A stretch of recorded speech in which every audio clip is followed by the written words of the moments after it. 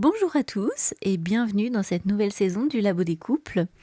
Avant de commencer cet épisode, j'avais envie de prendre une toute petite minute pour vous souhaiter une très belle année évidemment. J'espère que vous avez tous passé de très belles fêtes de fin d'année, en couple ou pas.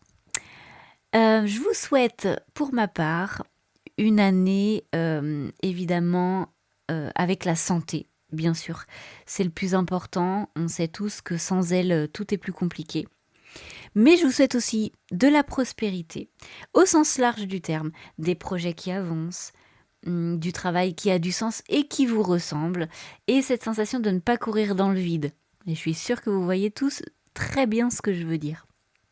Mais surtout, je vous souhaite une année vivante, une année avec des conversations qui comptent, des rires, parfois des désaccords aussi, mais des relations dans lesquelles on ose être soi, un peu plus vrai, un peu plus présent. Une année où on prend soin de nos liens, de couple, de famille et d'amitié aussi, il ne faut pas les oublier, parce que c'est souvent là que tout se joue. Voilà, c'est tout ce que je vous souhaite pour 2026. J'espère que vous avez apprécié les moments que vous avez passés avec nous en 2025. On va essayer de continuer sur cette lancée. Et pour ça, j'avais envie de vous lancer une petite invitation. Si vous êtes thérapeute, praticien, expert ou simplement passionné par les relations amoureuses et humaines, le couple, l'amour, le lien à l'autre, et que vous avez envie de partager votre regard ou votre expérience, les portes du Labo des couples sont grandes ouvertes. Vous pouvez m'écrire, même pourquoi pas me proposer un sujet, une approche, une histoire. Qui sait, ça peut me plaire et je peux avoir envie de me lancer. Ici, on aime les échanges vrais, curieux, respectueux et profondément humains. On l'oublie pas, c'est important. Si je lance cette invitation aujourd'hui, c'est parce que le Labo des couples a été pensé comme un espace ouvert. Un endroit où on explore le couple sous plein d'angles différents, avec des voix variées, des parcours singuliers, des regards parfois complémentaires, parfois différents, mais toujours très sincères. Mon envie, c'est de continuer à faire vivre ce podcast avec des personnes engagées, passionnées, qui ont des choses à transmettre, à questionner, à partager autour des relations et du lien à l'autre surtout. Alors si vous vous reconnaissez là-dedans ou si vous connaissez quelqu'un qui aurait toute sa place ici, n'hésitez pas à me contacter.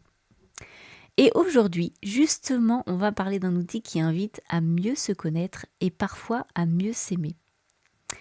La numérologie. Un mot qui intrigue, je vous entends d'ici, qui questionne même, qui peut faire sourire, et je suis sûre que ça en fait douter certains d'entre vous. Et pourtant, derrière les nombres, il n'est pas question de prédire l'avenir, ni de mettre les gens dans des cases, surtout pas. Dans cet épisode, on va voir comment les nombres peuvent devenir un outil de compréhension de soi, de bien-être, et aussi un vrai soutien dans la vie amoureuse et dans la vie de couple. Comment ils peuvent mettre en lumière des fonctionnements humains, des besoins, des différences et aider à apaiser même parfois certaines tensions peut-être. Pour en parler, je suis ravie d'accueillir aujourd'hui Morgane. Elle est numérologue, profondément passionnée par son métier. Je suis certaine que vous allez le sentir quand elle parle. Et elle accompagne notamment les couples à travers la lecture des nombres pour les aider à mieux comprendre, à mieux communiquer et parfois à poser un autre regard sur leurs différences.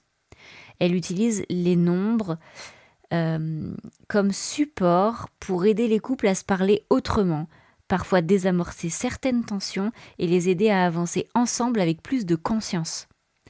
Avec Morgane, on va prendre le temps de parler de nombres, bien sûr, mais surtout de ce qu'ils révèlent de nous, de nos besoins, de nos différences et de nos façons d'aimer. L'idée n'est pas de mettre des étiquettes, ni de prédire quoi que ce soit, je le répète et j'insiste, mais plutôt d'ouvrir des pistes de réflexion, de compréhension et peut-être de dialogue au sein d'un couple. Alors, installez-vous confortablement et laissez-vous porter. On entre ensemble dans le Labo des couples. Oubliez les contes de fées. Ici, on parle du couple, le vrai. celui qui se cherche, se bouscule, se retrouve, celui qui rit, qui doute, qui frissonne. Bienvenue dans le Labo des couples, le podcast qui prend soin de l'amour sans filtre ni mode d'emploi. À chaque épisode, on explore ce qui fait tenir un couple, les petits gestes, les grandes questions et les vraies discussions. Que vous soyez ensemble depuis 2 mois ou 20 ans, que vous aimiez au féminin, au masculin ou entre les lignes, ce podcast est pour vous. Installez-vous et entrez dans le labo.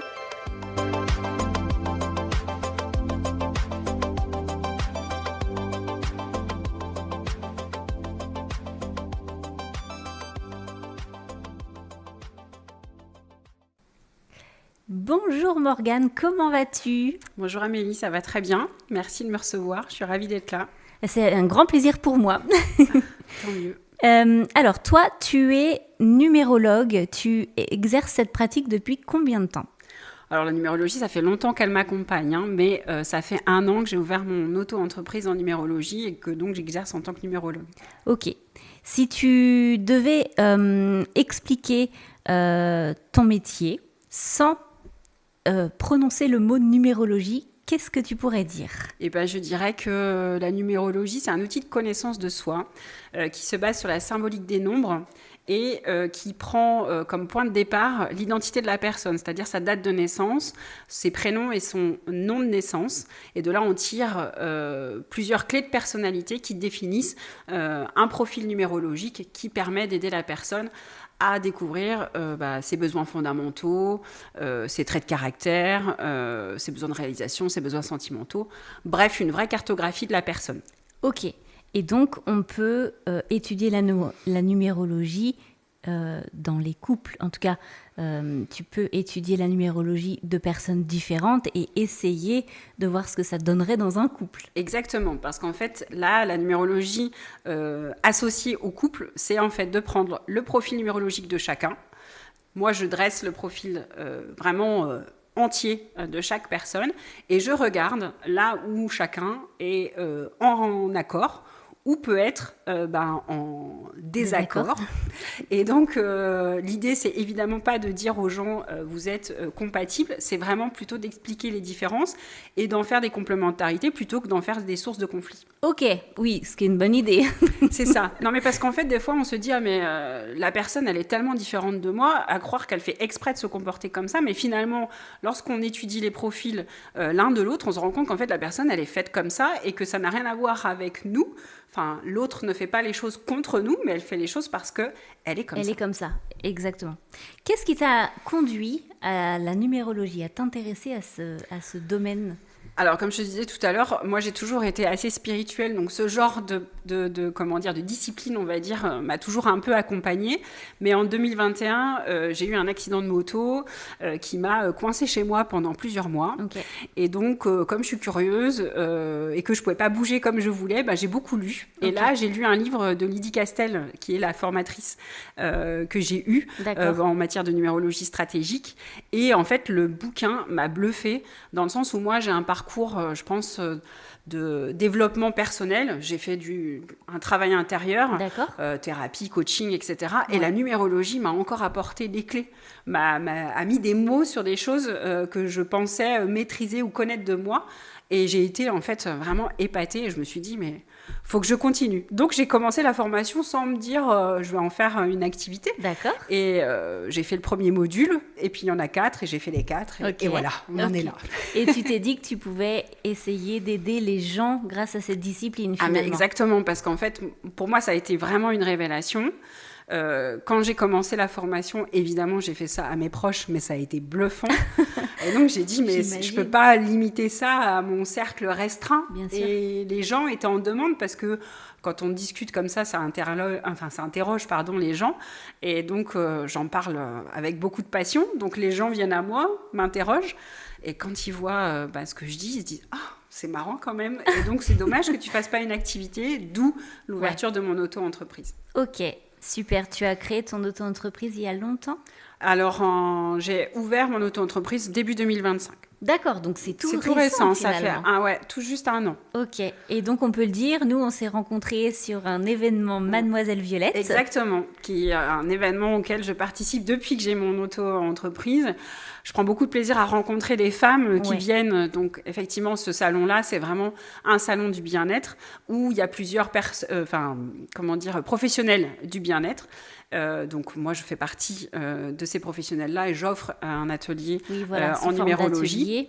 d'atelier. Et donc, ça me permet vraiment de faire découvrir cet outil-là aux femmes qui viennent. Et en général, c'est assez bluffant les échanges qu'on a. On rit beaucoup, on pleure beaucoup, mais vraiment, on partage des choses excellentes. Et Violette, en dehors de moi, c'est vraiment un super, Événement. ouais, parce que vraiment... C'est une très belle idée pour toutes les femmes qui nous écoutent. Si vous ça. avez N'hésitez l'occasion pas, parce que de faire un vraiment... événement Mademoiselle Violette, c'est vraiment... ça apporte beaucoup de choses. C'était la première fois que je le faisais. Ça peut apporter beaucoup de choses personnellement et ça peut vous aider à lâcher prise l'espace de 3 heures, 3-4 heures et à revenir chez vous et à être prêt à comment je vais dire, à réaccueillir votre mari, vos enfants. Enfin, on se sent vraiment bien après un événement Mademoiselle Violette. C'est super chouette. C'est une bulle de bien-être. On se ressource, on se recentre. En plus, il y a une vraie sororité parce que c'est que des femmes. Les praticiennes sont des femmes. Les personnes qui viennent sont des femmes. C'est vrai, il n'y avait pas d'hommes. Non, maintenant que tu le dis, il y a c'est vraiment vrai un super état d'esprit. Ouais. C'est vraiment hyper bienveillant. C'est dans l'écoute. Il y a du sourire, de l'échange, du partage. Enfin, vraiment, l'ambiance, elle est top. Moi, je sais qu'en tant que praticienne, le rythme, il est soutenu. Mais honnêtement, ça vaut vraiment... parce que les échanges, ils sont tellement nourrissants. Vraiment, c'est excellent. Donc, je pense que ça transparaît également pour les gens qui viennent. Donc, n'hésitez pas, c'est vraiment génial. En tout cas, c'est comme ça que j'ai complètement adhéré à ton personnage, à la personne que tu nous as montré, que tu as bien voulu nous montrer, et à cette activité que... je connaissais un peu, hein, comme tout le monde, on sait un peu ce que c'est la numérologie, mais tu as réussi quand même à nous bluffer et franchement, non, je suis très contente que tu sois là aujourd'hui pour parler de ça avec moi en tout cas. Avec plaisir. Qu'est-ce qui t'émerveille encore aujourd'hui dans ce que tu fais ? Typiquement, c'est quand quelqu'un vient me voir et que j'assiste à la révélation, c'est-à-dire mais c'est bien sûr, c'est pour ça que je suis fait, c'est comme ça que je suis, il y a vraiment un truc qui se passe. Franchement, hein, c'est pas pour dire, mais la numérologie, on donne les clés et les gens se disent en fait, alors, ça les allège, ça leur donne une légitimité à certains de leurs traits de caractère, leur comportement. On est tellement dur avec soi-même que d'un coup, c'est comme si on nous donnait l'autorisation d'être nous-mêmes. Okay. Et pour les gens qui sont en recherche d'eux-mêmes ou de carrière, etc., c'est de se dire, en fait, je suis fait pour ça, je suis faite comme ça, et donc, go. Et ça, quand j'assiste à des moments comme ça, ça n'a pas de prix. Hein. Moi, vraiment, je me nourris de ces échanges-là. C'est génial. Ça me remplit. Est-ce qu'il y en a qui se reconnaissent pas ou qui se retrouvent pas du tout dans les caractéristiques des chiffres que tu donnes ? Alors, c'est extrêmement rare. Par exemple, moi, en thème, j'ai jamais eu quelqu'un qui m'a dit « je me reconnais pas du tout ». D'accord. Mais ça peut s'expliquer parce qu'en fait, on est une somme de nombres. Okay. Donc, en fait, on est la numérologie stratégique, c'est 8 clés de personnalité. Donc, c'est énorme. C'est vraiment... Ça rend, du coup, je trouve, une restitution assez fidèle de la complexité de la personnalité d'un être humain. Et parfois, en fait, les gens, soit ils aspectent mal leur nombre, donc ils sont dans la version contrariée du nombre, soit il y a des gens qui passent complètement à côté de leur personnalité. Il y a des nombres qui prennent tellement de place qu'ils oublient une partie de leur personnalité, mais on en parlera un petit peu plus tard, je pense, mais il y a des nombres qui peuvent être forts ensemble. Et donc, il ne faut pas oublier les 2-3 petits nombres qui sont peut-être un peu moins forts et qu'on oublie qui sont là parce quand même. Exactement, qui sont là quand même. Et c'est ça qui est important, et c'est souvent là, en général, quelqu'un qui ne se reconnaît pas du tout, ça n'arrive jamais. Mais par contre, qui va me dire, non, moi, ces nombres-là, je me reconnais pas. Parce qu'en fait, les autres prennent toute la place. Et moi, mon rôle, justement, en tant que numérologue, c'est de dire, attention, oui, là, vous êtes en train de nourrir telle partie de votre personnalité, mais n'oubliez pas que vous avez ça aussi. Et ça fait partie de votre personnalité, et pour être équilibré et aligné avec l'ensemble de votre être, il ne faut pas oublier ces nombres-là non plus. Mais oui, forcément. C'est logique. Est-ce qu'on peut dire que les chiffres ne trompent pas? Alors, les nombres, du coup, je dis les chiffres. Exactement. En numérologie, on parle de nombres même quand il s'agit de chiffres. Ok, d'accord. Donc, on parle bien de nombres. Et donc, est-ce qu'on peut dire qu'ils ne trompent pas? Moi, je dirais que oui, ça ne trompe pas les nombres. Ça ne trompe pas parce que, en plus, j'ai des souvenirs de discussions avec des collègues qui viennent me voir en me disant « Oh, mais non, mais moi, la numérologie, avec les bras croisés, moi, j'y crois pas du tout. » Donc, ils discutent, je les écoute et tout ça. Et je me dis « Bon, toi, tu as tel ou tel nombre. » Et puis là, je vois les visages qui changent.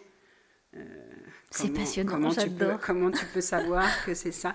En fait, il y a des choses qui ressortent. Alors, ça, on ne gagne pas à tous les coups, mais globalement, quand même, il y a des traits de caractère qu'on arrive. Et puis moi, aujourd'hui, j'adore jouer comme ça. Bien sûr. Quand les gens me parlent, essayer de deviner quel nombre ils ont. En général, ça trompe assez rarement. Tu dois les bluffer. Ah, mais c'est excellent, parce que même les plus réfractaires qui arrivent, je te dis, avec les bras croisés en disant moi, j'y crois pas du tout à ton truc, viens, on va en parler. Et puis qui reviennent en disant quand même. Donc, il y en a quand même qui arrivent assez réfractaires, que j'arrive à convaincre. Il y en a d'autres. Et en plus, mon job à moi, c'est pas de convaincre les gens. Bien sûr. Que, voilà. Mais j'aime beaucoup quand même ces discussions avec des gens qui sont assez réfractaires et qui viennent en se disant moi, j'y crois pas du tout. Et qui repartent en se disant quand même, c'est pas mal. Et qui finissent par me donner sur un bout de papier tous leurs prénoms, leur nom et leur date de naissance. Juste pour que tu regardes mon thème comme ça. Hein. Oui, voilà. J'y crois pas, mais si tu peux me dire quand même. Exactement. Et ça, moi, je trouve que voilà, c'est des petites victoires. Ok. Et j'aime beaucoup. Et donc, dans ta formation, une partie de la formation était la découverte de chaque nombre du début à la fin. Tu as dû apprendre par cœur, du coup, toutes les caractéristiques de chaque nombre. Oui, alors au début, oui. Alors moi, en plus, je suis hyper scolaire. Donc, alors en plus, moi, j'ai été formée à la numérologie stratégique. Donc Lydie Castel, qui donc essaye de faire sortir la numérologie des arts divinatoires et donc qui essaye de donner une méthode très rigoureuse pour que du sérieux soit enfin associé à cette discipline et pas simplement le côté ésotérique. Alors, est-ce que tu peux nous expliquer concrètement la différence entre les deux formes de numérologie, la numérologie stratégique et la numérologie ésotérique, du coup, c'est ça? Tout à fait. La numérologie stratégique, l'essence, en fait, l'idée... non, je vais commencer par la numérologie classique. La numérologie classique, en fait, elle se base donc sur la symbolique des nombres, sur des calculs, pour définir des traits de personnalité associés à chaque personne. Ok. La numérologie stratégique, elle a la même base de travail, les calculs mathématiques, la symbolique des nombres, l'identité de la personne, sauf que, comme il y a un côté stratégie, elle apporte des solutions. C'est-à-dire qu'au lieu de te dire, par exemple, T6, T comme ça, comme ça, comme ça, elle va te dire... Voilà la version fluide du nombre, la version contrariée du nombre et quelle solution tu peux apporter pour aller vers la version fluide de ton nombre. C'est-à-dire qu'en général, quand tu sors d'un thème en numérologie stratégique, tu as une carte de ta personnalité, mais des solutions et des clés pour essayer d'être encore plus aligné avec ces nombres-là. Et c'est ça, la numérologie stratégique. Enfin, c'est en ça qu'elle se distingue. D'accord, ok. Super, c'est super complet, c'est super oui, parce que j'ai déjà eu des clients qui m'ont dit ça je le note, ça va m'aider là dans mon travail, ça va m'aider parce qu'il y a vraiment un côté concret, comme tu viens de le dire. Et les gens, en fait, surtout les gens qui sont moins spirituels, plus cartésiens, cette forme de numérologie-là, elle est complètement adaptée parce que elle garde l'essence de la numérologie, mais elle apporte des éléments concrets qui peuvent rassurer les gens un peu plus cartésiens. Un peu plus terre à terre. Exactement, ouais. Et c'est un vrai outil de développement personnel, finalement. Ah oui, mais alors là, pour moi, la numérologie, c'est un vrai outil de développement personnel, puisque c'est un vrai outil de connaissance de soi. À partir du moment où on se connaît, forcément, on est plus aligné avec son être, sa vie, ses choix, et puis dans ses relations avec les autres également. Vraiment, c'est un des outils qui peut vraiment aider quelqu'un qui est dans un travail intérieur. C'est un bel outil. Ok. On va essayer d'expliquer un petit peu pour que les gens puissent comprendre la suite. D'abord, quelles sont les grandes bases de la numérologie? Alors, de quoi on part? Est-ce qu'on part de la date de naissance? Est-ce qu'on part du nom? Alors, tu as un peu répondu tout à l'heure. Quels sont les calculs qui pourraient être le plus représentatifs pour ceux qui nous écoutent, pour qu'ils puissent suivre la suite de l'épisode et essayer de comprendre tout ça? Ok. Alors, donc la numérologie, alors je vais employer des noms barbares. La numérologie, ça se base sur plusieurs choses. Donc, comme je te le disais tout à l'heure, la symbolique des nombres. Donc ça date de Pythagore. Ça a traversé les siècles et ça n'a pas évolué. On le retrouve dans les religions, on le retrouve dans diverses civilisations. Ça, c'est quelque chose qui nous suit depuis longtemps. Donc, je te coupe 2 secondes. Ça m'amène à la question suivante. Mais comme tu l'évoques, on peut peut-être en parler maintenant. Tu expliques que les nombres seraient porteurs d'informations, en fait, sur nous ou sur les choses. C'est ça. Tout à fait. D'où ça sort tout ça? Et bien en fait, de Pythagore, justement, qui associait une valeur sacrée au nombre. En fait, le nombre, on pense à la quantité, mais en fait, était déjà associé, et dès l'Antiquité, la notion de qualité. C'est-à-dire que le nombre permettait de calculer en quantité, mais également, y étaient associés des symboliques, le 1, le commencement, etc. Et donc, on a cette notion-là depuis l'Antiquité. Okay. Et donc, de 1 à 9, on associe diverses qualificatifs à ces nombres. Et grâce à ça, on arrive à déceler des traits de personnalité, des traits de caractère. On y a associé des archétypes pour faire en fait vraiment ce qu'est la numérologie moderne. Il faut savoir que au XXe siècle, en fait, on a des chercheurs américains qui ont pris toutes ces symboliques des nombres-là, qui ont fait d'énormes statistiques, qui ont mixé les deux, et c'est là qu'est née la numérologie moderne, en fait. Donc ça part de l'Antiquité, mais il y a eu plusieurs études qui ont été faites aux États-Unis qui ont permis de confirmer en fait cette symbolique des nombres-là. Alors, elle est ancestrale, donc je pense qu'il y avait pas forcément besoin de vérifier la symbolique des nombres, mais par contre, pour y associer entre guillemets de la valeur et de la reconnaissance, c'était important de passer par ces statistiques-là. D'accord, ok. Et donc, si on reprend ma première question, avant de dévier un petit peu, mais bon, c'était l'occasion d'en parler, parce que sinon je serais revenue dessus et on n'aurait rien compris. Donc, les grandes bases, de quoi on part? Est-ce qu'on part de la date de naissance? Est-ce qu'on part du nom? Comment on part, en fait, de la date de naissance. On parle du nom de naissance, donc tel qu'il est inscrit sur la pièce d'identité. Et on parle des prénoms en entier, c'est-à-dire du premier prénom, mais si on en a plusieurs, du deuxième, du troisième, etc. D'accord. Et du nom de naissance. D'accord. De là, on utilise la réduction théosophique. Ouh là là, le nom barbare. Donc ça veut dire que en fait, on prend les nombres et on les réduit à un nombre compris entre 1 et 9. Donc, par exemple, la date de naissance, on additionne le jour, le mois, l'année de naissance, et on arrive à un nombre qu'on additionne encore jusqu'à obtenir un nombre entre 1 et 9. C'est ce qu'on appelle la réduction théosophique. Ok. On a également la guématrie, deuxième mot barbare. Ah oui. La guématrie, parce que en fait, comme je te le disais, on parle aussi des prénoms et du nom de naissance. On parle de lettres. Et en fait, la guématrie permet de transformer chaque lettre en nombre. Donc, par exemple, AJS, c'est des lettres de valeur 1. D'accord. IR de valeur 9. D'accord. CLU, 3, enfin bref, je ne vais pas les détailler. Oui. Et donc, on change chaque lettre en nombre. Et là, c'est pareil, on utilise la réduction théosophique pour calculer un nombre compris entre 1 et 9. D'accord. Et donc tout ça, ce sont les deux notions principales qu'on utilise en numérologie stratégique, auxquelles on associe la symbolique des nombres pour déterminer plusieurs clés de personnalité. D'accord, ok. Et donc avec ces deux nombres-là, on arrive à avoir une personnalité. Alors, par exemple, là, si on part de la date de naissance et du nom et prénom de naissance, on arrive à nos deux besoins fondamentaux en numérologie stratégique.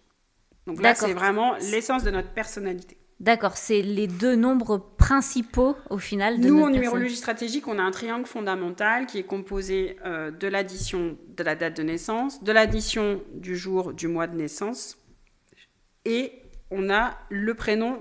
Donc en fait, on a nos trois clés de personnalité. D'accord.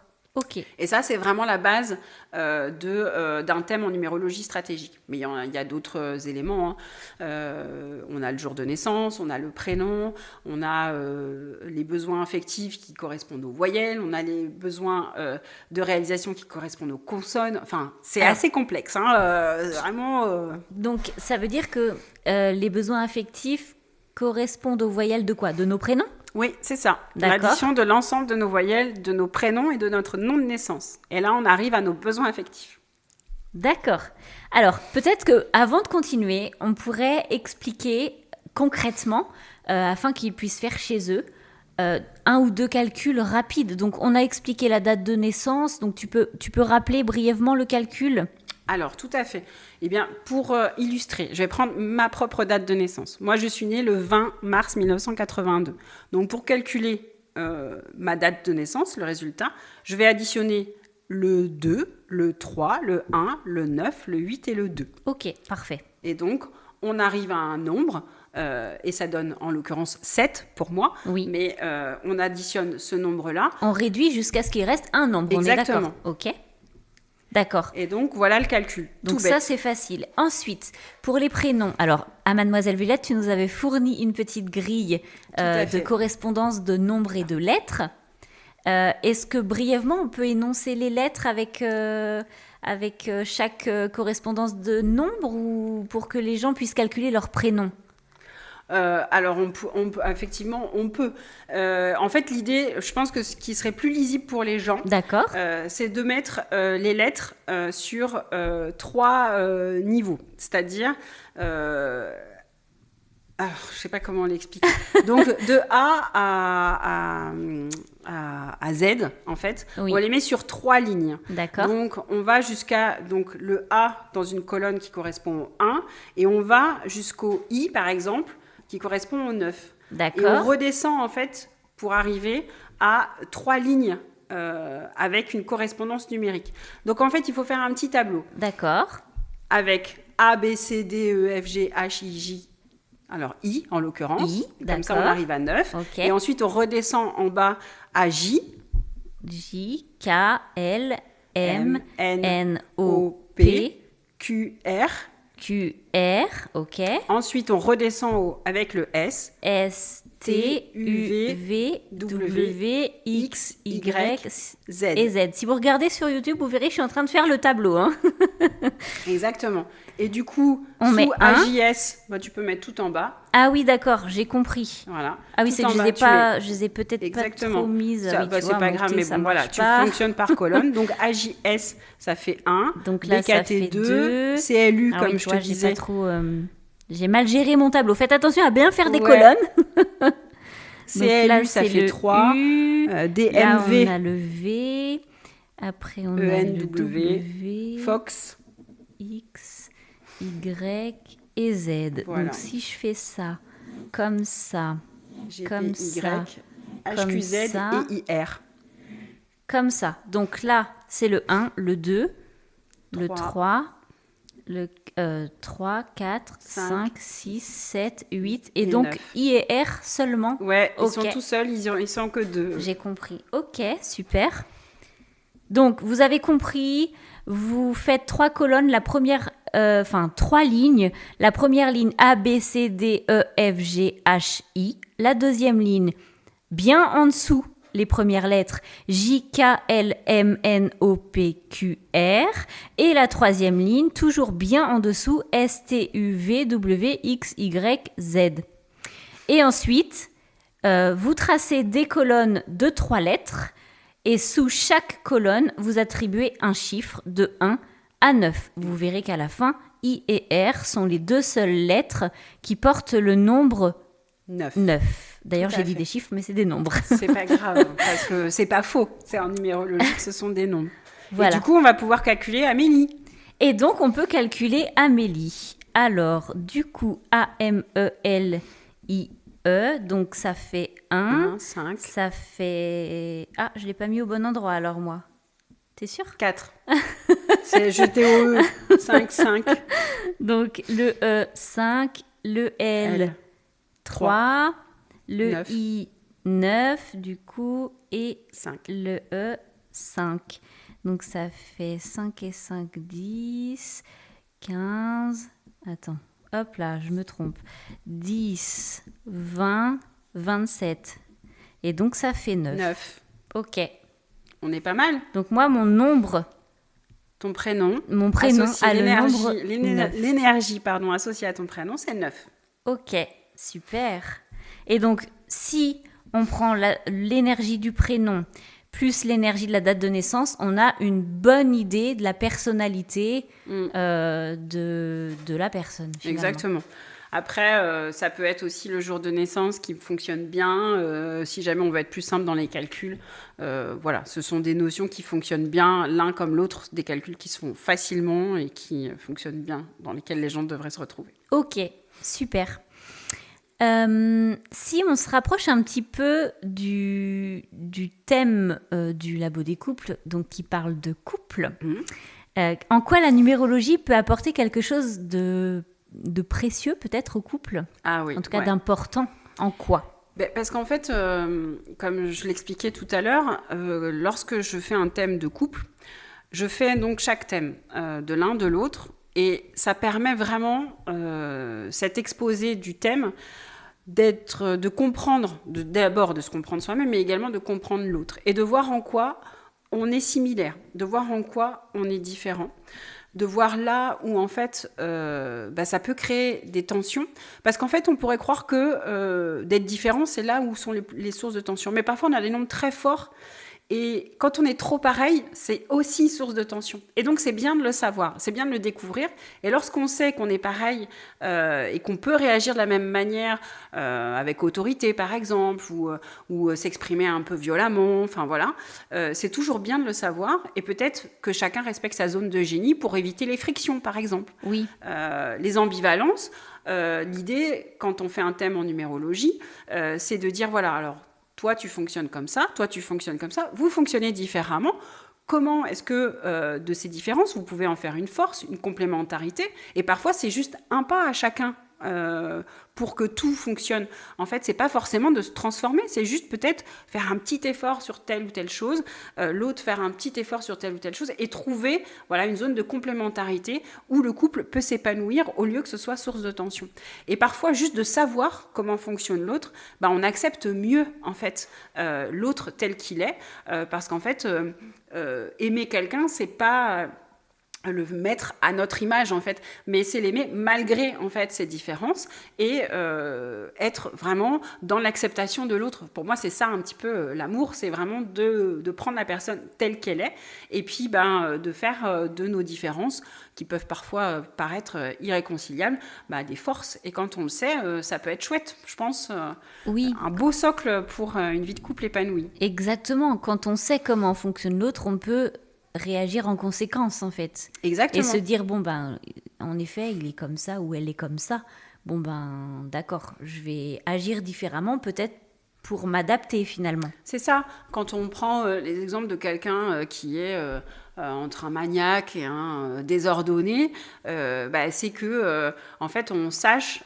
que allez, ok, t'es désordonné dans ton garage par exemple, mais dans la pièce de vie, si tu pouvais éviter de faire en sorte que ton espace, ton bordel entre guillemets, soit un petit peu partout dans la maison, qu'il y ait par exemple une zone un peu plus libre, oui. Et à l'inverse, que la personne qui soit maniaque soit pas non plus tout le temps derrière tout le monde, et tolère que de temps en temps, parce qu'une maison qui vit, c'est peut-être une maison qui n'est pas toujours comme une maison témoin, oui. De temps en temps se dire là c'est pas grave parce que y a telle paire de chaussures dans l'entrée, ou en fait que chacun se dise il fonctionne pas comme moi, mais si jamais à chaque fois qu'il sort de ce que j'attends de lui, c'est crise, on va jamais y arriver, alors que si jamais je sais qu'il fonctionne comme ça et que ça c'est moins essentiel pour moi, se battre pour les choses qui comptent, ok, mais se battre pour des choses qui sont du détail, peut-être que ça n'en vaut pas la peine, et que c'est de l'énergie à exactement. Rien en fait. Et puis aimer, c'est aussi parfois se dire ça c'est pas grave, je laisse,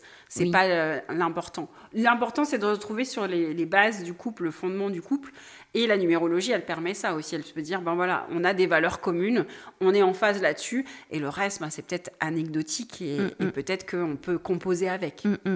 Est-ce que ça peut permettre de comprendre aussi, alors j'appelle ça le langage amoureux, mais en tout cas les façons de réagir, les façons de séduire, les façons bien de sûr. plaire, les façons de satisfaire l'autre, Ah bah tout ça. pleinement, parce qu'en fait, on a des nombres qui sont très sociaux, qui vont beaucoup parler, qui vont être dans la communication, dans l'échange, qui vont être dans l'attention. Donc en fait, on a différents langages de l'amour. Ça peut être les mots doux, ça peut être les attentions qu'on a pour l'autre. Et il y en a d'autres qui sont hyper cérébraux, qui analysent tout, qui ont du mal à comment dire, exprimer leurs sentiments, mais qui vont le montrer autrement, en mettant en sécurité leur famille, en ayant un métier qui permet voilà, la sécurité financière, une maison, enfin. Et donc tout ça, lorsqu'on a en fait les différents nombres, on se rend compte que l'autre, il nous aime, mais pas Mais oui, forcément sur le même langage que nous. et oui. Mais malgré tout, ça permet de voir son langage de l'amour, et la numérologie le permet, parce qu'on a vraiment des différences de nombres et des différences d'expression dans les sentiments qui se traduisent vraiment dans les nombres. Ok, d'accord. On dit que on fait aux autres ce qu'on aimerait recevoir. Donc, quand tu disais montrer à l'autre qu'on l'aime de certaines façons, notre façon de fonctionner, c'est un a miroir. priori, en tout cas, ce qu'on aimerait recevoir. Tout à fait. Ça se vérifie dans les nombres? Oui. Ok. Oui, parce que souvent les gens ils comprennent pas. Moi, je suis hyper attentionnée. Moi, je fais toujours tout pour la personne. Je vais être aux petits soins, lui proposer un petit massage, une sortie. Enfin, voilà. Et puis, il y en a qui sont. Non, mais moi, je travaille tous les jours pour que la famille, les enfants ne manquent de rien, etc. Enfin, on est vraiment dans le côté hyper cartésien et rassurant, et c'est une expression. Et on a à côté de ça quelqu'un de beaucoup plus fleur bleue qui attend vraiment des choses un peu plus, oui, un peu plus d'attention, un peu plus de marque affective. Et en fait, la personne, elle est pourtant persuadée de vraiment montrer son amour comme ça. Et en fait, il y a une grosse différence. Et la personne, elle se comporte comme ça, la personne attentionnée, parce qu'elle attend des attentions de l'autre. Se rendre compte que pour la personne qu'on a en face de nous, c'est pas inné, c'est déjà beaucoup. C'est-à-dire que vraiment, on se dit bon, il fonctionne pas comme moi, et donc ça permet d'avoir enfin d'enlever ses lunettes de son propre prisme, Ouais. et de regarder la personne telle qu'elle est. Et quand elle essaye de montrer son amour et d'apporter des preuves d'amour, d'en avoir conscience et d'être capable de les recevoir en se disant en fait, oui, il m'aime pas, il l'exprime pas de la même manière que moi je l'aurais exprimé, mais je sais qu'il m'aime. Et en fait, tant qu'on est rassuré sur le sentiment amoureux que l'autre a à notre égard, je pense que la partie, elle est plutôt gagnée quand même. Elle est plutôt gagnée. Est-ce qu'on peut repérer les points forts d'une relation à travers 2 profils? Oui, vraiment. On peut vraiment se dire, on va matcher. On a des gens qui vont se retrouver sur un même mode de communication, un même mode d'action, un même mode d'expression des sentiments, comme on disait tout à l'heure. Des gens qui vont être dans la synergie, des nombres qui vont vraiment entrer en communion l'un avec l'autre et qui vont créer une émulation positive. À l'inverse, on a quand même besoin de complémentarité aussi, parce que si jamais on est trop dans la synergie et qu'on est par exemple dans des nombres archi éparpillés, il n'y en a pas un qui va être capable de mener une action à son terme. On va commencer par exemple dans certains couples et on va rien finir. Donc c'est bien en fait d'avoir cette cartographie-là, parce que vraiment, quand il y a des synergies, forcément, il y a une entente qui est facile, qui est aisée. C'est vraiment easy, on va dire, Ouais. le rapport à l'autre. Ok. C'est-à-dire que vraiment, on se reconnaît, on fonctionne pareil et c'est facile. Mais c'est toujours important quand même, là où au départ les relations elles sont pas innées, parce qu'en fait on est différents, de voir que ça peut aussi apporter des belles choses. Et donc en fait l'idée c'est de trouver le juste milieu entre les choses de synergie, parce que c'est important quand même de se retrouver en phase l'un et l'autre, et d'avoir aussi des choses de complémentarité où l'un et l'autre peuvent s'apporter. Et c'est ça en fait un vrai thème de couple qui est gagnant. C'est à la fois des zones où on est vraiment en phase et où on se comprend, Oui. et c'est facile, et d'autres nombres où vraiment on est dans cette complémentarité qui apporte et pas qui peut créer des tensions, qui apporte. Est-ce qu'il y a des couples de nombres, je ne sais pas si on peut dire ça, mais qui seraient absolument voués à l'échec, qui peuvent pas matcher. Non, alors moi, je peux pas dire ça. Et je veux pas le dire parce qu'en fait, comme je disais tout à l'heure, en numérologie stratégique, c'est 8 clés de personnalité. Ok. Donc, ce serait quand même pas de bol, Ok. vraiment, qu'il y ait absolument aucune synergie à aucun endroit. C'est-à-dire que vraiment, ça me paraît complètement... On est tellement complexe parce qu'en fait, on est vraiment un ensemble de nombres que ce serait quand même dur de dire, bah non, là... Alors, effectivement, il peut y avoir des nombres qui peuvent avoir du mal, mais comme on est un ensemble de nombres, Oui. je pense qu'il y a quand même possibilité de trouver des accroches. Ce serait vraiment pas de bol quand même, à mon sens, de pas réussir à trouver. Et en tous les cas, comme ça, il n'y a rien de déterminant et que je pense que chacun crée sa propre histoire, sa propre formule de couple. Je pense que c'est vraiment des clés qu'on donne en numérologie, mais c'est une aide et pas quelque chose qui dit bah non mais laissez tomber vous deux, ça va pas le faire. Et alors, donc tu dis tout le temps qu'on est donc un ensemble de nombres, et il y a quand même un ou deux nombres qui seraient vraiment prédominants si... Oui, le triangle fondamental, donc la date de naissance, les prénoms et le nom de naissance, plus le jour et le mois de naissance, en numérologie stratégique, ce sont vraiment les besoins fondamentaux. C'est-à-dire qu'en fait, si on n'est pas en phase avec ça, on n'est pas aligné avec sa vie, et en général... le bonheur, l'équilibre est difficile à trouver. Donc forcément, ça a un impact sur tout le reste. Okay. Et donc ça, c'est vraiment vital de nourrir ces nombres-là en priorité pour pouvoir être épanoui sur les autres domaines de notre vie. Pour autant, ça n'enlève pas la valeur aux autres nombres qui nous entourent. Mais c'est vraiment ce socle à nourrir en priorité pour pouvoir faire en sorte que tout le reste soit équilibré et aligné avec ce qu'on est. D'accord. Et... donc, tu expliquais que tu fais des séances de thèmes personnels et de couple. Oui. Qu'est-ce que ça inclut ? Qu'est-ce que ça veut dire faire le thème de quelqu'un ou d'un couple ?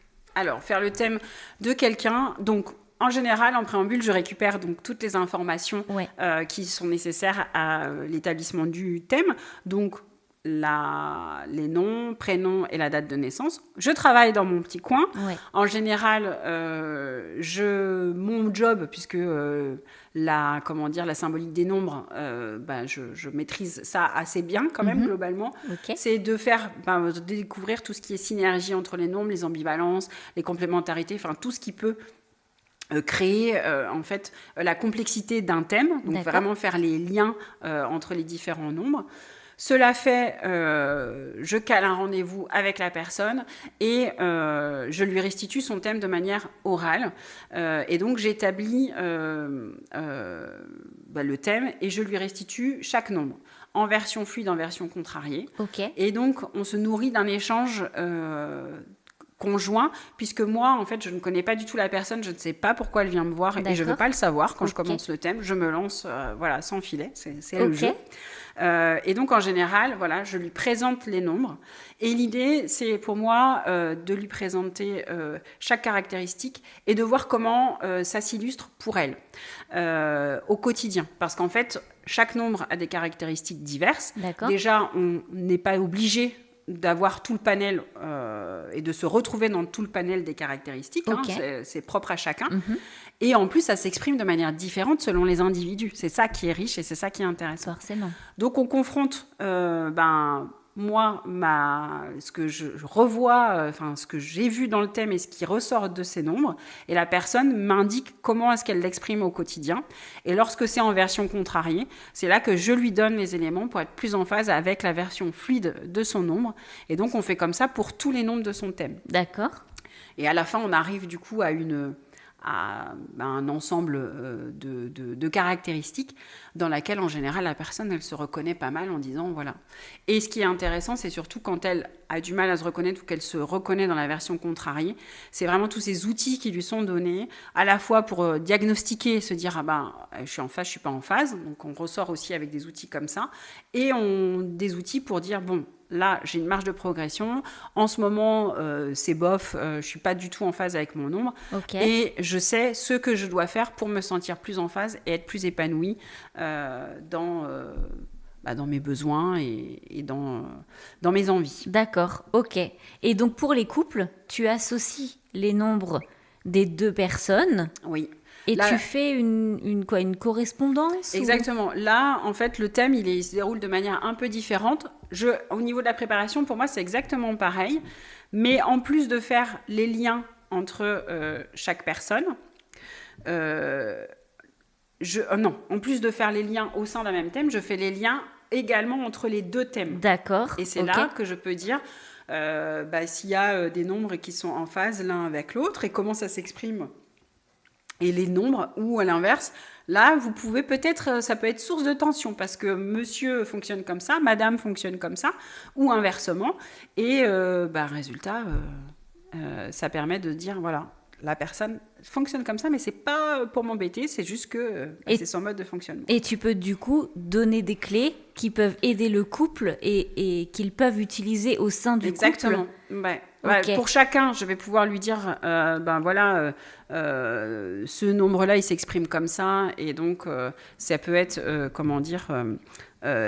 négatif ou poser un problème à votre conjoint. Donc, essayez plutôt de faire comme ça pour faire avancer votre relation dans le sens... Ça peut être super intéressant finalement. Ah non, mais franchement, c'est excellent. C'est assez complexe, même pour moi, à faire. C'est vraiment parce qu'il faut vraiment faire des liens entre les deux thèmes. Et c'est ça l'essence en fait d'un thème de couple. Mais vraiment, pour l'avoir fait plusieurs fois, en général, les gens quand même, ils ressortent... Parce que alors, je ne vais pas te cacher. Hein. En général, le profil du couple qui vient me voir, c'est... Madame, qui est venue faire son thème. C'est cliché ce que tu racontes. Ah ouais, mais c'est tellement vrai, je suis désolée. Je suis obligée d'être cliché, je vais quand même... Je vais assumer jusqu'au bout. Donc, madame vient me consulter, fait son thème, et là, se rend compte qu'elle a tel mode de fonctionnement que c'est quand même assez fou de découvrir, ah ouais, je suis comme ça, pour ça et tout ça. Oh, ça serait quand même pas mal. Et donc là, un petit peu comme, la tendance qu'on a à faire, comme quand on est chez Violette, où on essaye de calculer pour son proche et tout ça. Je viens de le faire pour Julien, je te demanderai tout à l'heure. Ah parfait. Et donc, du coup, on a cette tendance-là. Et donc, en général, la personne, quand elle vient me voir, elle a exactement cette idée-là. Alors, ça marche aussi pour les enfants, parce que je fais aussi des thèmes enfants. Et en général, oh, mais mon enfant, etc. Mais pour le couple, ça fonctionne comme ça. Donc, madame vient faire son thème et se dit quand même que ça pourrait être bien parce que là, mon mari et moi, ou mon conjoint et moi, ou ma conjointe et moi, en l'occurrence, on n'est pas en phase. Et peut-être que ça pourrait être pas mal. Et en général, elle arrive à être convaincante. Et je retrouve, du coup, le couple en consultation. Et là, la personne, en général, qui a été traînée devant moi, et pas toujours, souvent le fait par amour pour l'autre, et du coup vient en se disant, bon, de toute façon, on verra bien.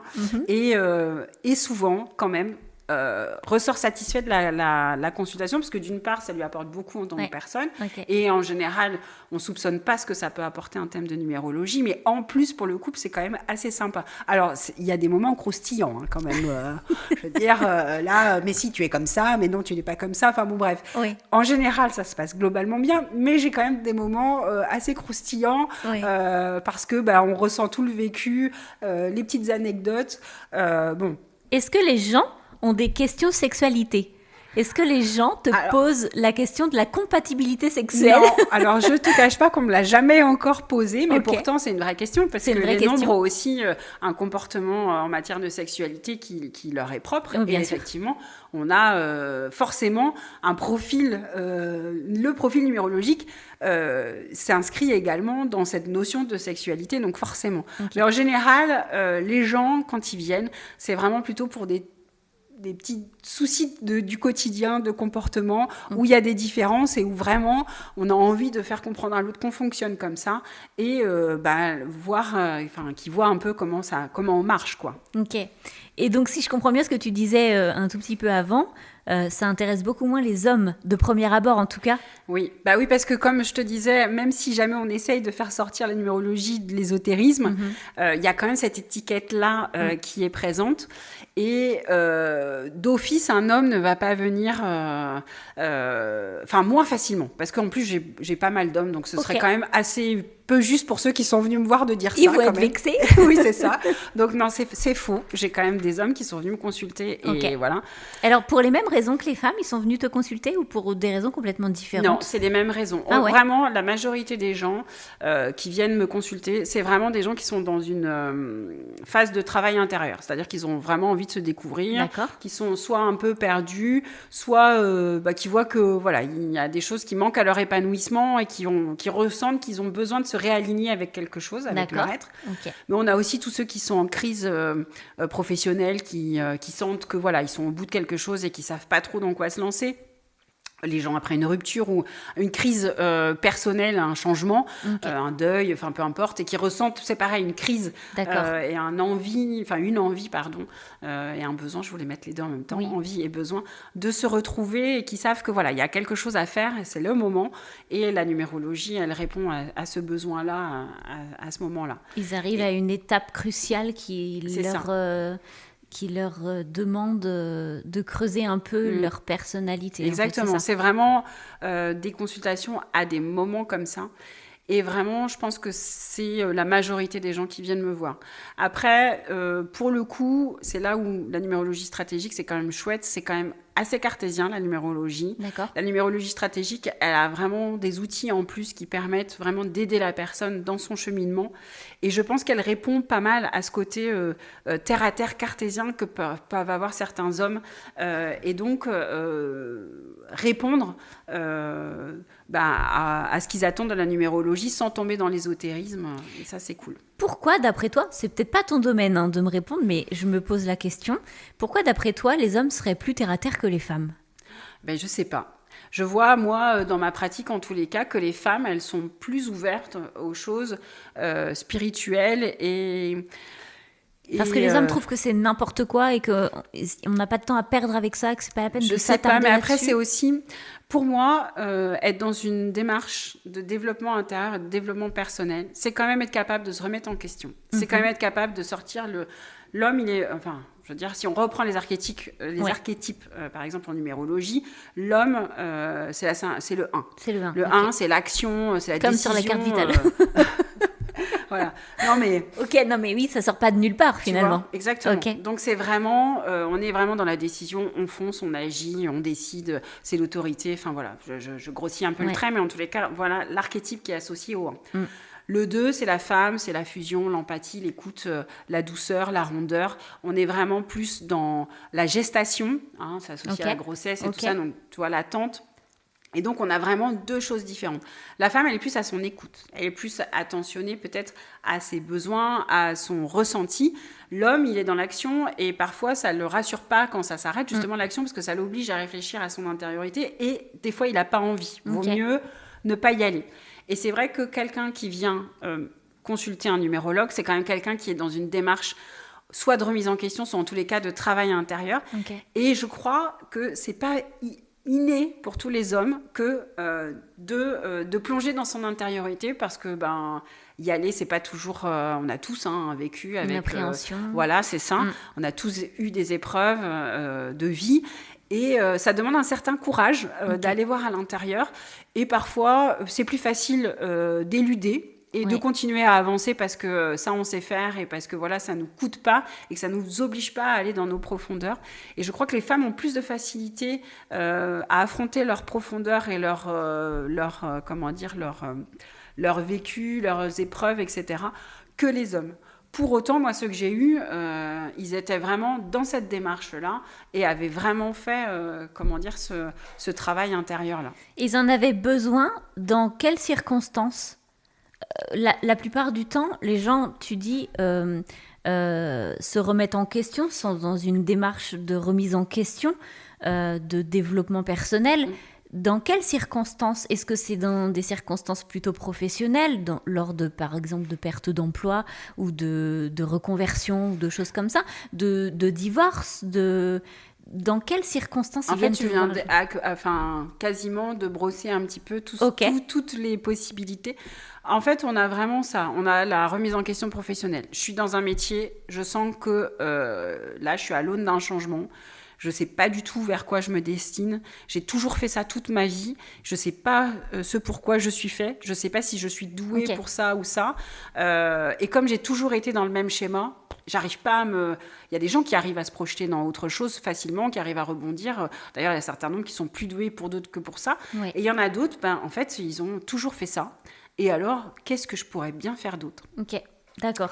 On a les gens qui n'ont pas choisi, qui ont subi un licenciement ou une maladie qui les oblige à se réorienter professionnellement.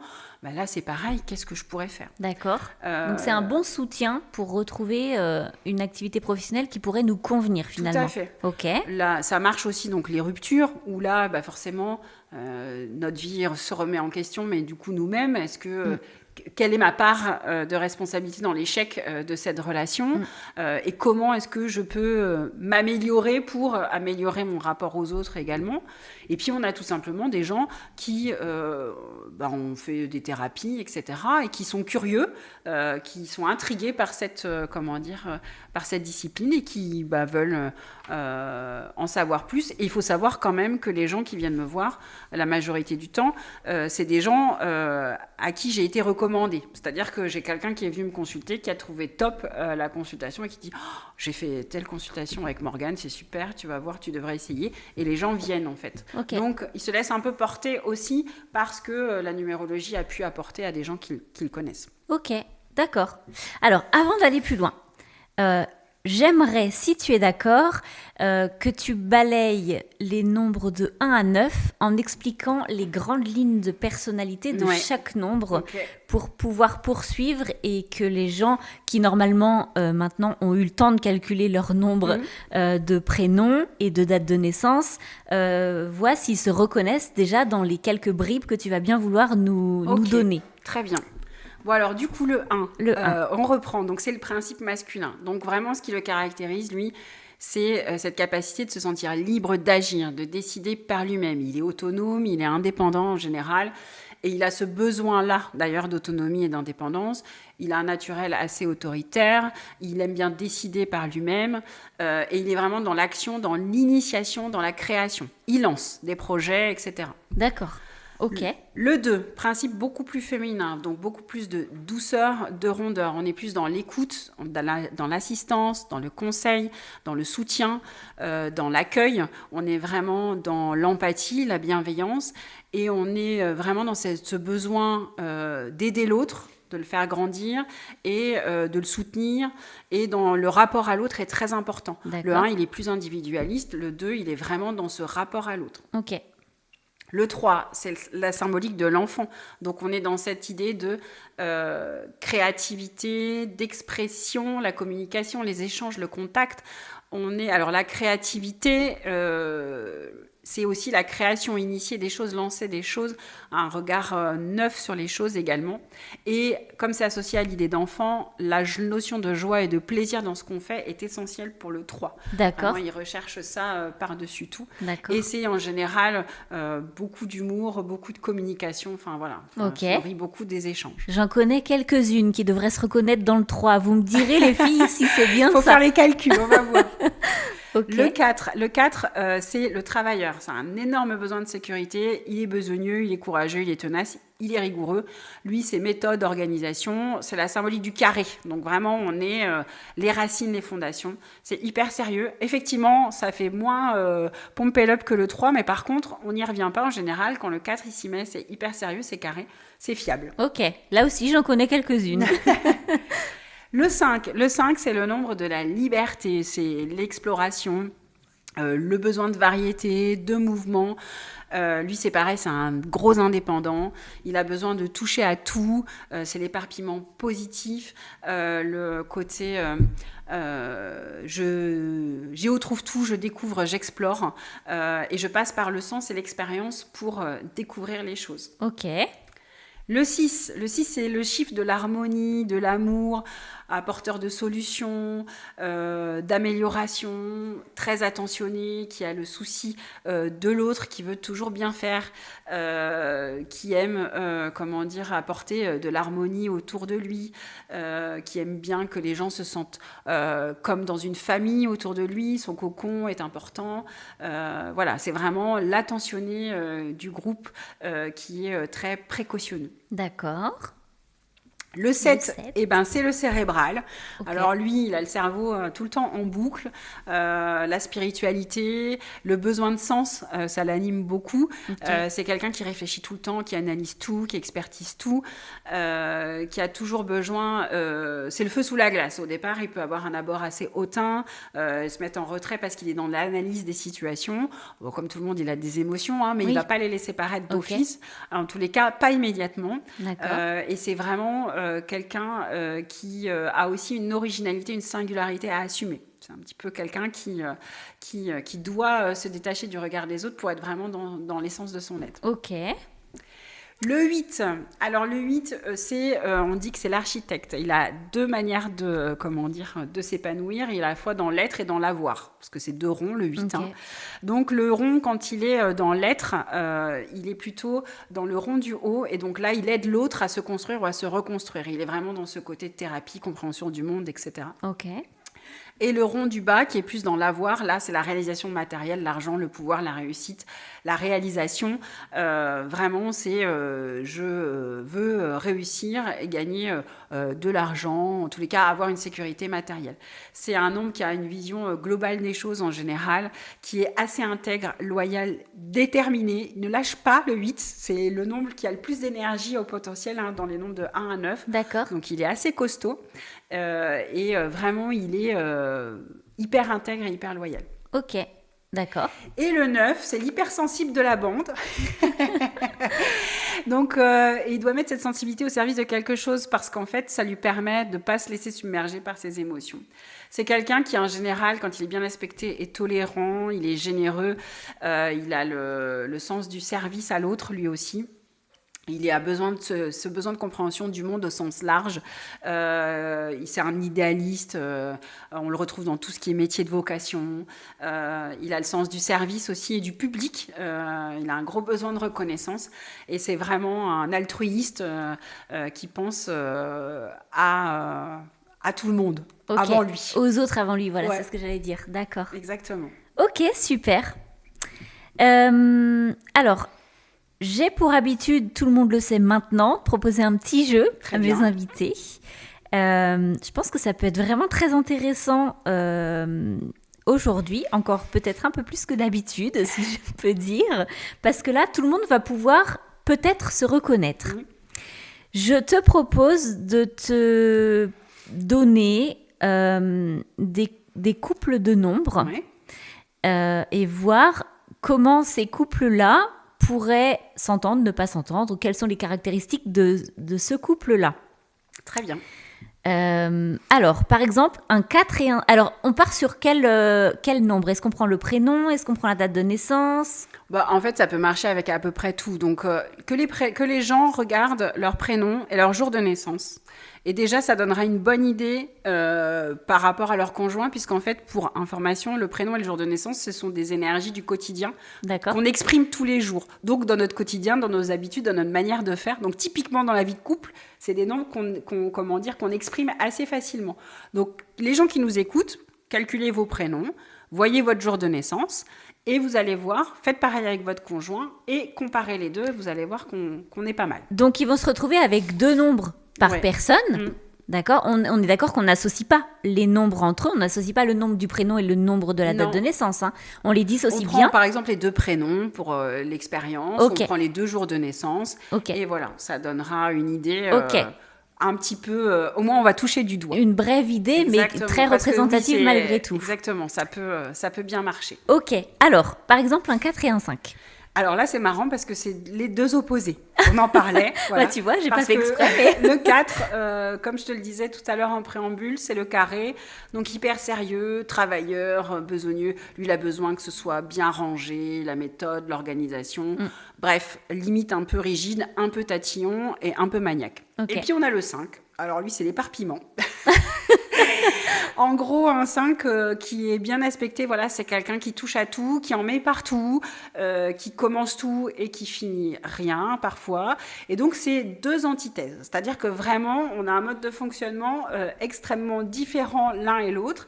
Et là, pour le coup, faut que le maniaque se détende et que le 5, comme je reprenais tout à l'heure l'exemple, il a une zone de génie, sa zone de bordel ou de son artiste, son côté artiste,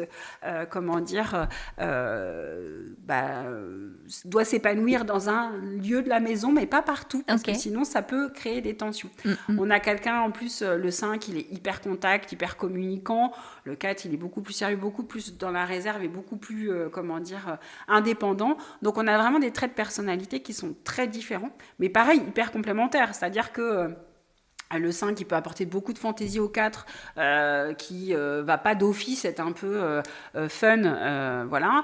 Et le 4 peut apporter cette capacité à finir les choses, à le sens de l'engagement, dont le 5 peut parfois faire défaut quand il commence tout puis qu'il finit rien. Donc vraiment, c'est des antithèses, mais je pense que si chacun s'apporte à l'autre, ça peut être quand même un beau mélange, à condition que chacun ait sa zone de génie et que l'autre apprenne des qualités et des défauts de l'un et de l'autre. Ok, alors c'est très drôle puisque du coup, je nous reconnais tous les deux exactement dans ce couple-là, mais on n'a pas du tout ces nombres-là dans les calculs que je viens de faire. Donc on en parlera tout à l'heure. Ouais, il faudra, ça veut dire que c'est peut-être des choses qui sont dans des nombres qu'on n'a pas calculés là et qui mériteraient de creuser. C'est possible. Mais peut-être qu'on va creuser en effet. Alors ensuite, un 1 et un 7. Alors le 1 et le 7, ils ont en commun ce besoin de solitude et d'indépendance. Le 7, il est très solitaire, le 1, il est très indépendant, donc ils ont ça en commun. Après, on a le 1 qui a un besoin d'action, d'agir, de décider, qui fonce. Et on a le 7 qui pèse le pour et le contre tout le temps, qui réfléchit, qui analyse. Donc lui, avant d'y aller, lui, il va réfléchir, sans arrêt, il va analyser toutes les situations, toutes les solutions. Et donc ça peut être pareil. Ils ont un point commun, le côté indépendant, et ils ont des différences parce qu'il y en a un qui va réfléchir et qui va avoir du mal à se lancer tant qu'il n'aura pas tout pesé le pour et le contre, et le 1 qui, à l'inverse, va foncer puis qui va dire « Oh, j'aurais peut-être dû réfléchir avant d'agir ». Donc là, c'est pareil, ça peut vraiment s'apporter, c'est-à-dire qu'il y a une vraie différence. Mais pour le coup, le 7, avec sa capacité à tout analyser, tout expertiser, il va peut-être pouvoir dire au 1, alors fais gaffe parce que tu n'as pas vu ça. Oui. Et puis le 1, il va peut-être donner l'élan au 7 de se lancer, alors qu'il ne va pas le faire d'office, surtout que le 7, il manque un peu de confiance en lui. Donc avec un 1 qui va le pousser, ça peut être un beau mélange aussi. Ah, ok, j'ai bien choisi mes couples. Oui, c'est parfait. Alors, un 2 et un 8. Alors là, c'est pareil. On a le 2, c'est la sensibilité par essence. C'est vraiment le lien à l'autre et tout ça, le côté féminin, douceur, rondeur. Et le 8, c'est un des plus énergiques, un des plus autoritaires et qui peut s'exprimer de manière assez violente même. Parce qu'en fait, il a une telle énergie que si jamais elle n'est pas canalisée, cette énergie, elle peut vraiment faire volcan. Donc, on a quelqu'un qui est hyper rond, hyper doux, hyper à l'écoute, et on a quelqu'un qui fonce, c'est pareil, qui est un tel qui lâche rien. Donc, c'est pareil, c'est bien, ça peut apporter un peu de rondeur au 8, qui peut être un peu dur, qui peut vraiment être déterminé, autoritaire, etc. Et qui peut, par contre, apporter au 2, le 8, il est capable d'avancer, il lâche rien, et il a une forte capacité de réalisation, et il emmène les autres avec lui. Donc, ça peut permettre au 2, qui est souvent dans le doute, qui a besoin de l'autre, en tous les cas, pour avancer, de s'appuyer sur cette énergie moteur du 8 pour faire de jolis projets. Ok, super. Un 9 et un 3 ? Alors là, on est dans le contact. L'un et l'autre, c'est le besoin de contact et d'ouverture. Le 9, c'est vraiment à l'international même. C'est l'étranger et tout ça. Donc vraiment, c'est le contact au sens large. Et le 3, c'est le nombre de la communication, des échanges. Donc vraiment, on est sur deux personnes qui se nourrissent du lien à l'autre. Ça, c'est sûr. Le 9, il a cette sensibilité-là que le 3 a moins, il est un peu plus superficiel, le 3, on va dire, entre guillemets. Ok. Mais le 9, il a cette sensibilité-là en plus. Mais pour le coup, c'est un nombre où c'est l'auberge espagnole à la maison, les copains, la famille, le voyage, le besoin de bouger et de découverte, il est là. Et oui, ça peut être une belle combinaison. Ok. Sur l'ouverture et le contact à l'autre. Ok. 2-5. Ah bah alors là, le 5, là pour le coup, c'est vraiment le touche-à-tout, Géo trouve tout, vraiment, besoin de variété. Alors ils peuvent déménager 1 milliard de fois, par exemple, changer de métier ou avoir plusieurs métiers en même temps, les multi-activités, le violon, la musique, la danse, le dessin, enfin voilà. On a vraiment Artistique. Ouais. Ok. Vraiment, on a vraiment ce besoin-là, en fait, cette boulimie. Ça leur donne une bonne capacité d'adaptation, de la polyvalence. Ce besoin de variété-là, vraiment, ça les nourrit. Mais du coup, la stabilité, c'est pas leur truc. C'est-à-dire que l'un comme l'autre, ils ont ce besoin, ils ne supportent pas la routine. Donc vraiment, la vie, c'est hyper dynamique, ça change. Et donc, s'ils arrivent tous les deux à être dans une énergie commune et se retrouver sur des activités communes, c'est bien. Parce que sinon, ils vont vraiment passer leur vie sur des parallèles, quoi, Okay. chacun dans son domaine. Donc, je pense que cette variété d'activités, c'est bien s'ils en partagent quelques-unes quand même. Parce que sinon, vraiment, ils vont se croiser. Ils vont se croiser. Ouais. L'un et l'autre ayant vraiment besoin de bouger et ne supportant pas la routine. Je ne sais pas s'il y a beaucoup de monde à la maison. On peut sonner, mais je pense que les deux sont Est-ce que ça peut marcher, un couple qui fait que se croiser?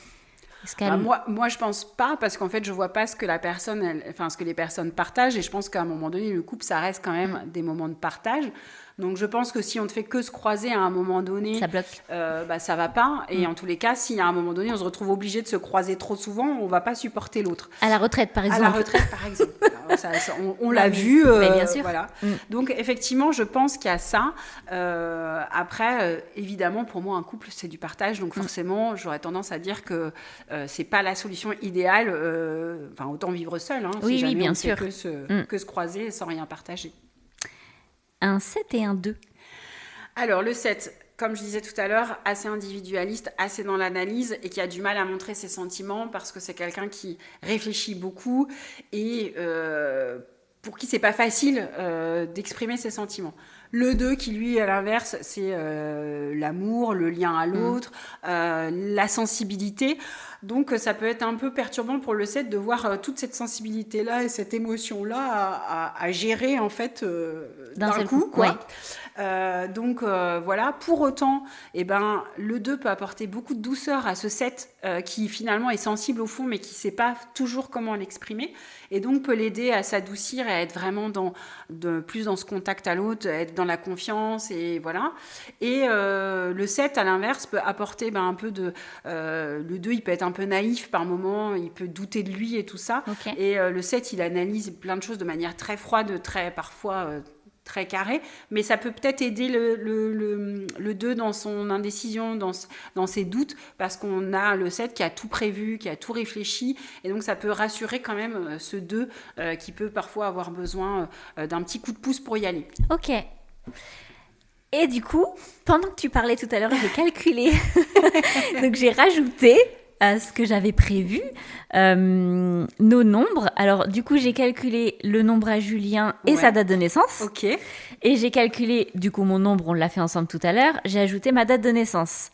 Donc Julien, c'est un 8 et un 9. Ok. Et moi, je suis un double 9. Un double 9. Bon, alors toi, on va pas parler, mais bon, la sensibilité, c'est à fond, quoi.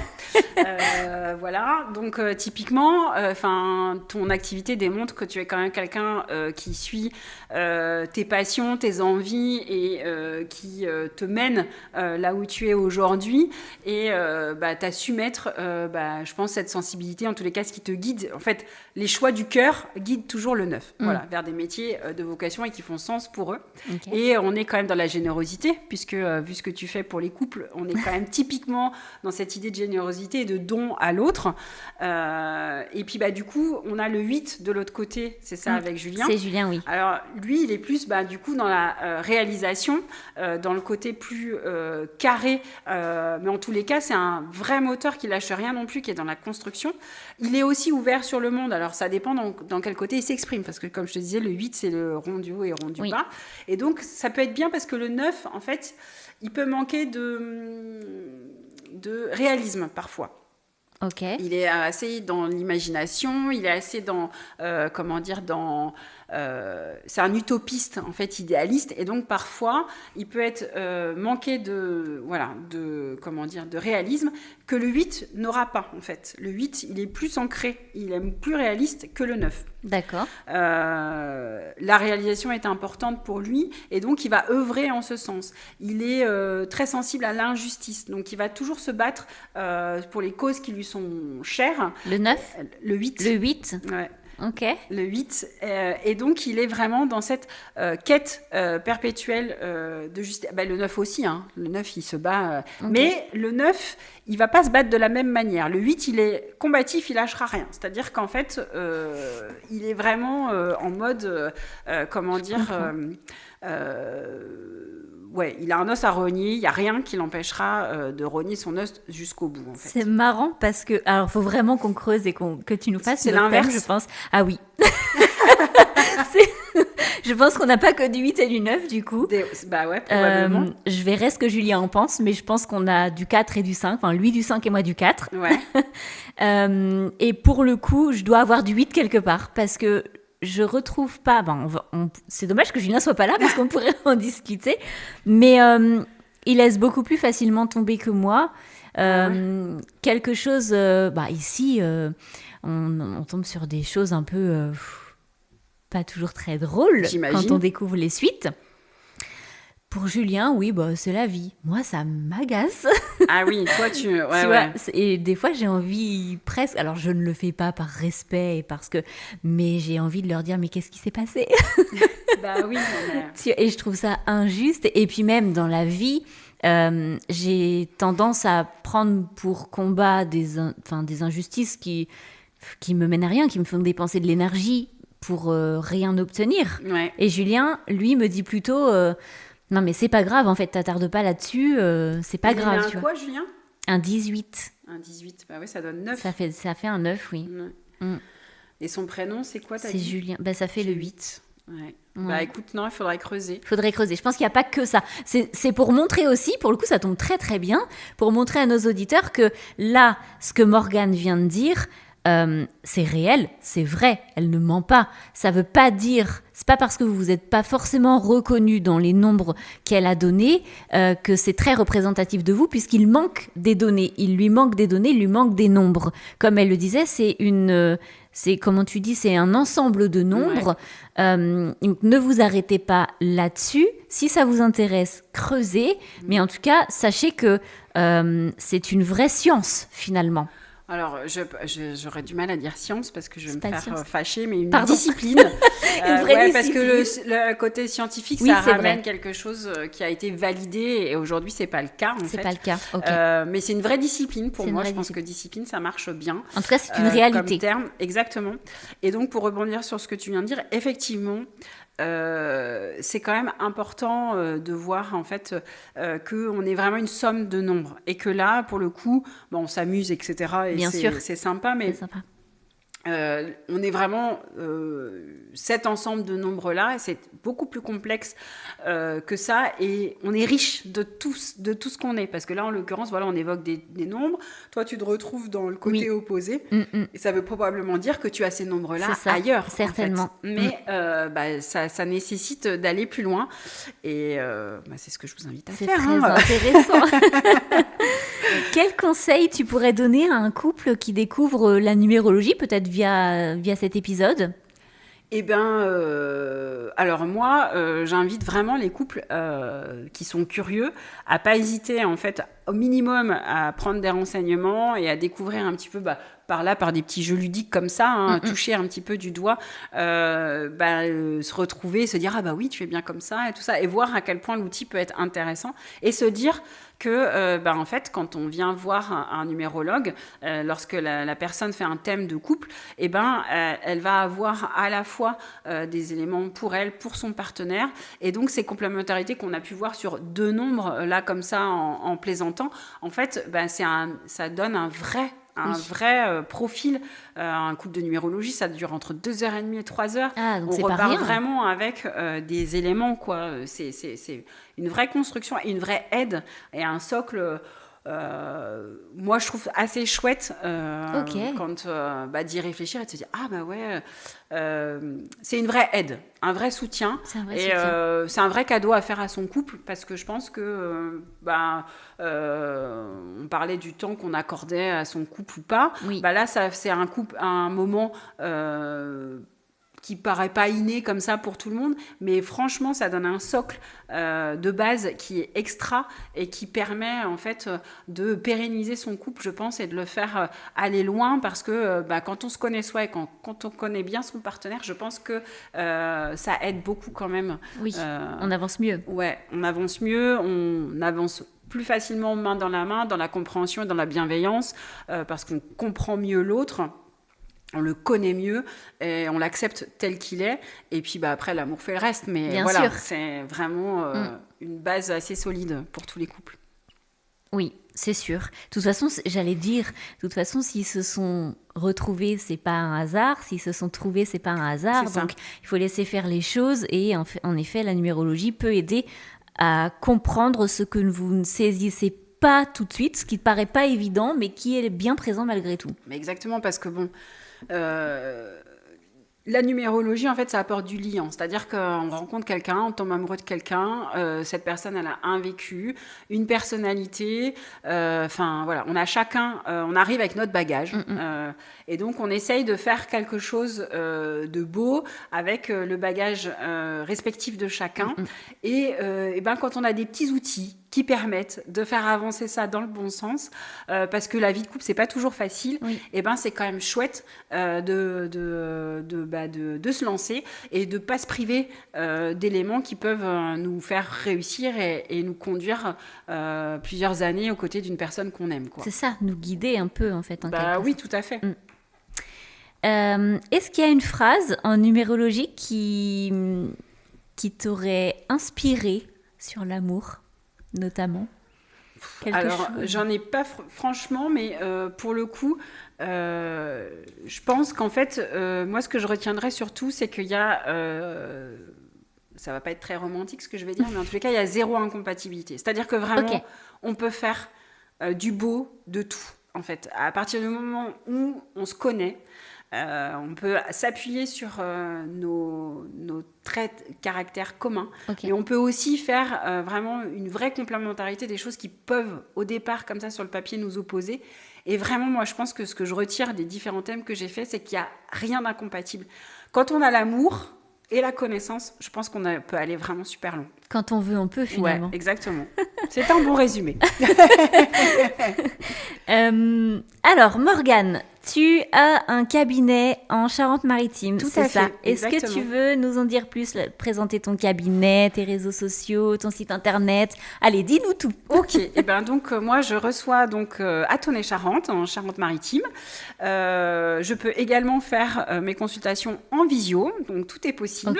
Je peux même me déplacer, il n'y a aucun problème également. L'avantage de la numérologie, c'est que c'est tout terrain. J'ai évidemment un site internet, vous me retrouvez sur le site L'Équation de Lettres, et vous avez mon Instagram L'Équation de Lettres également. J'ai un profil Facebook Morgane Pellier L'Équation de Lettres aussi. Donc avec L'Équation de Lettres, vous tapez, vous risquez de me retrouver, et n'hésitez pas à aller voir sur mes réseaux sociaux. Je poste pas mal de choses sur les nombres, sur leur symbolique, et donc même si c'est par curiosité, vous apprendrez plein de trucs, et n'hésitez pas à me contacter si vous voulez plus de renseignements, sans même parler de faire des thèmes. J'adore parler de la numérologie, je pense que vous l'avez remarqué. Donc, n'hésitez pas à me contacter. Ce sera avec plaisir que je vous renseignerai. Eh bien, écoute, super. Je te remercie beaucoup de ta plaisir, présence. C'était un super échange. Merci beaucoup. Eh bien, écoute, je te souhaite plein de bonnes choses dans cette période de fête. Toi aussi. Et puis, je te dis à très bientôt. Avec plaisir. Merci Amélie. Merci, à bientôt. Merci beaucoup Morgane pour cet échange plus qu'intéressant, pour ta pédagogie, ta façon de rendre les nombres accessibles et surtout pour le regard doux et nuancé que tu poses sur le couple.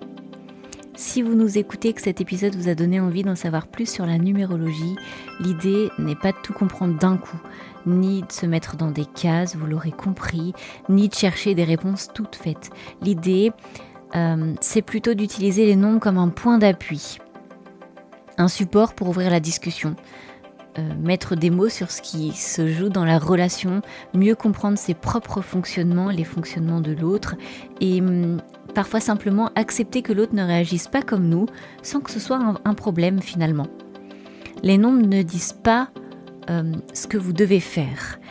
Ils peuvent juste aider à poser un autre regard, à faire un pas de côté et à remettre un peu de curiosité, de dialogue et de bienveillance dans le couple.